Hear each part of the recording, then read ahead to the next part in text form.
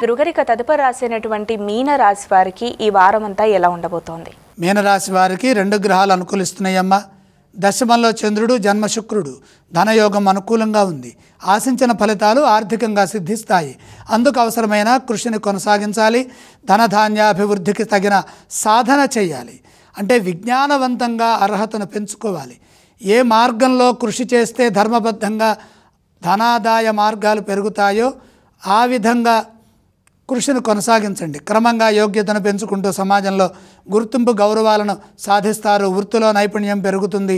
ముఖ్యమైన కార్యక్రమాల్లో ఏకాగ్రతతో పనిచేయండి. ఎట్టి పరిస్థితుల్లో మనసుకి వ్యతిరేక భావాలు కలగనీయవద్దు. ఎవరితోనూ విభేదించవద్దు. సరే అలాగే అనే ధోరణితో ముందుకు సాగండి. చంచలత్వం లేకుండా కృషి చేయండి. ధర్మబద్ధంగా లక్ష్యాలను పూర్తి చేయండి. మీ మనోబలం సర్వదా మిమ్మల్ని ముందుకు నడిపిస్తుంది.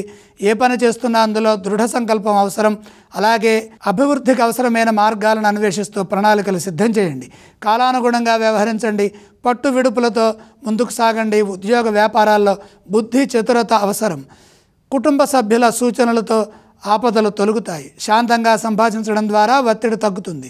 సుహృద్భావ వాతావరణంలో ముందుకు సాగితే ఎటువంటి ఇబ్బంది ఎదురవదు. వీరు ఏ స్తోత్రం పఠిస్తే బాగుంటుంది? మీనరాశి వారు నవగ్రహ శ్లోకాలు చదువుకోవడం ద్వారా శ్రేయస్సును పెంచుకునే వీలు కలుగుతుంది. ఇక ఏ ఆలయ సందర్శన చేయడం వల్ల ఈ వారం అంతా కూడా వీళ్ళకి బాగుంటుంది? మీనరాశి వారు నవగ్రహాలని దర్శించాలి. అలాగే ఈశ్వర దర్శనం కూడా మేలు చేస్తుంది. ఏ దానాలు చేస్తే మీనరాశి వారికి బాగుంటుందంటారు? ప్రధానంగా 4వ రాశిలో కుజగ్రహ సంచారం ఇబ్బంది కలిగించే అవకాశం ఉన్నది కాబట్టి కందులు కొద్దిగా దానం చేయండి.